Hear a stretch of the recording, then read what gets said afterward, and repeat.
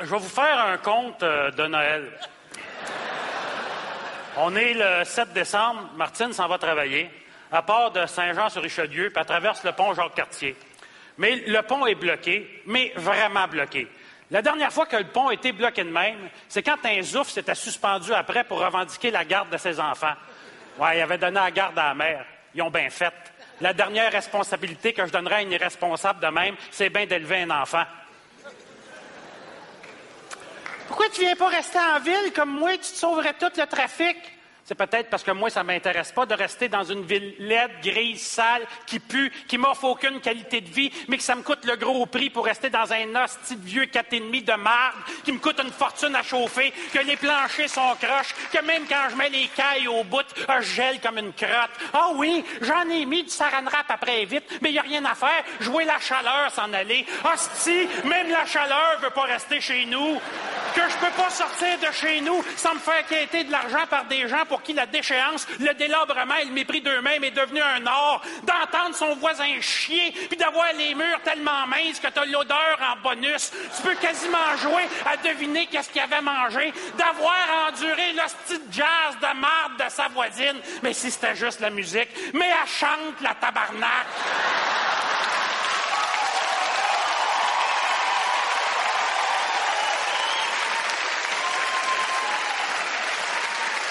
Que mon autre voisine s'est faite violer dans le parc La Fontaine pendant que le monde continuait de passer, les plus pudiques prenant tout de même la peine de regarder ailleurs. Pourquoi tu viens pas rester en ville comme moi, tu te sauverais tout le trafic? C'est peut-être parce que ça me tente pas d'avoir un Christ de cave comme toi, comme voisin. Donc,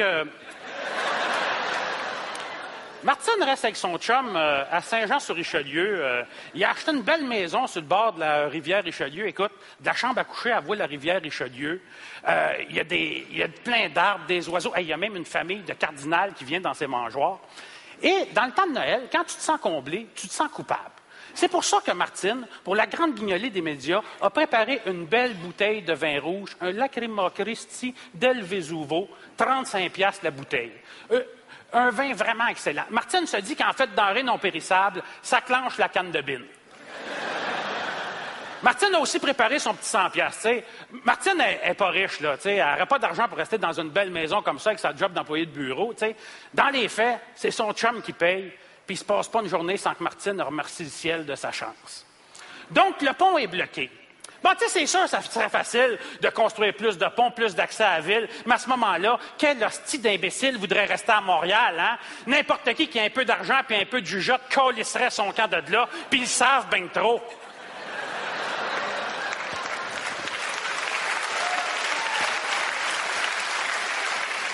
Donc, le pont est bloqué. La raison, c'est que le 7 décembre, c'est la grande guignolée des médias. Écoute, Papineau est bloqué, René Lévesque est bloqué, Maisonneuve est bloqué. C'est sûr, tous les médias sont dans ce coin-là. TVA, Radio-Canada, Télé-Québec, le Groupe Astral, Énergie, RDS, name it. Hey, nos bons artistes sont excités, hein?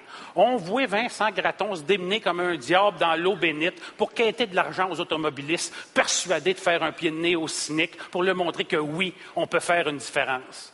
Sauf que le cynisme, il n'a pas besoin de manger beaucoup pour se nourrir. Le quêteux qui est habitué de quêter à ce coin de rue-là, cette journée-là, il n'a pas fait une scène. Non.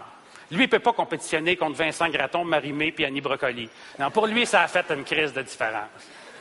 Mais là, il va falloir que nos pauvres comprennent qu'il n'y a pas juste eux autres dans la société, puis que la grande guignolée des médias, ça aide bien du monde, à commencer par nos bons artistes. Hein? Parce que quand tu es payé 20 000 $ par émission pour animer un show de danse, puis tout ce que tu fais, c'est que tu répètes les mêmes 3 calices de phrases sur des déclinaisons différentes. Tu as beau te répéter que c'est le marché qui veut ça, tu as de la difficulté moralement à justifier ton salaire. Tu te dis que si je peux me servir de mon prestige pour aller chercher un peu d'argent pour les moins bien nantis, ça justifie un peu mon existence. C'est un maigre tribut à payer pour ainsi fourrer le destin.